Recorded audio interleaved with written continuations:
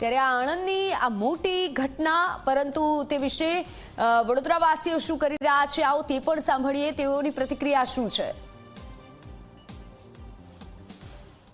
4 વર્ષની બાળકીનું અપહરણ કરીને દુષ્કર્મ આચરી હત્યા કરનાર આરોપીને પોલીસે એન્કાઉન્ટરમાં ઠાર કર્યો છે. ત્યારે આપણી સાથે વાત કરવા માટે વડોદરાના યુવાનો છે અને યુવતીઓ પણ છે. આપણે સૌપ્રથમ યુવતીઓ સાથે વાત કરીશું અને તેમની સાથે જાણવાનો પ્રયાસ કરીશું. શું કહેશો, જે રીતના આનંદમાં ઘટના બની છે કે એલસીબી પોલીસે જે રેપિસ્ટ આરોપી છે, હત્યાનો આરોપી, એને એન્કાઉન્ટરમાં ઠાર કર્યો છે, શું થવું જોઈએ? આ જે કાર્યવાહી થઈ છે એનાથી તમારું શું કહેવું છે?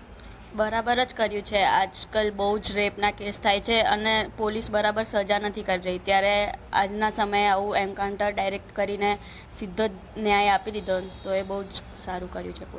બરાબર જ છે. જો કોઈ બી વ્યક્તિ આવે આવું કરતા પહેલા વિચારશે કે આવું કરવું ના જોઈએ, તેથી બરાબર કર્યું છે પોલીસે. અમુક રૂલ્સ એટલા સ્ટ્રિક્ટ કર્યા તો બી કોઈ જે બી રેપ કરે છે એ લોકોને કંઈ પડી નહીં હોતી, અને તો બી આમ વારંવાર એકને એક વસ્તુ કરવાની લોકોને આમ હિંમત મળે છે. તો ફાંસી કરી દેવી જોઈએ, એવું નહીં કે થોડા વખતમાં જેલમાં રાખીને છૂટા કરવા જોઈએ, તો વધારે લોકોનો હિંમત થશે. પોલીસની કાર્યવાહીને કેટલું સમર્થન આપો છો? પરફેક્ટ.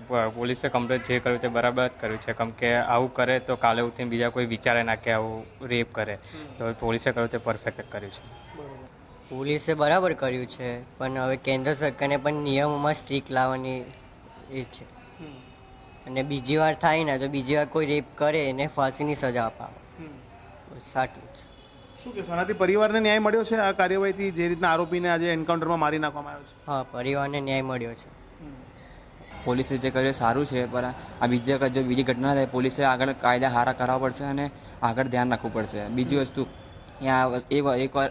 એક રેપ કેસ નહીં થયું, આવા ઘણા બધા રેપ કેસો થાય છે. એના માટે ભારત સરકારે આગળ કંઈ ન્યાય કરવો પડે અને નવા કાયદા લાવવા પડશે. આ જે રીતના આરોપીનું એન્કાઉન્ટર થયું છે, લોકોમાં ખુશી છે એન્કાઉન્ટરથી? ખુશી તો છે, રાહત તો મળશે, કેમ કે આ જે વ્યક્તિ બીજે કઈ કરતા પહેલા વિચારશે. નાની બાળકી હતી 4 વર્ષની, એનો તો કોઈ વાક પણ નહોતો અને એને હત્યા કરી નાખી, તો તમે ખુશ છો પોલીસે કર્યું? ખુશ જ છીએ અને એવું જ કરવું જોઈએ. તમે શું કહેશો? અમે ખુશ જ છીએ, આવું જ થવું જોઈએ બધા.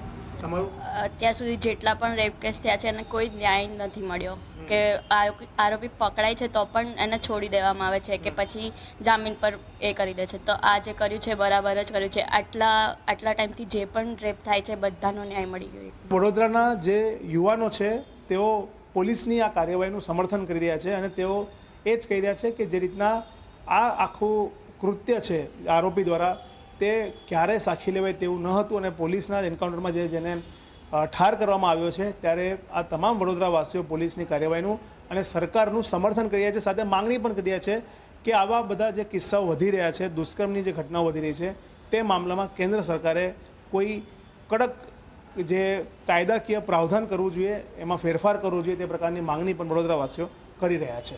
કેમેરામેન મુકુંદ દવે સાથે રવિ અગ્રવાલ, G24 કલાક, વડોદરા.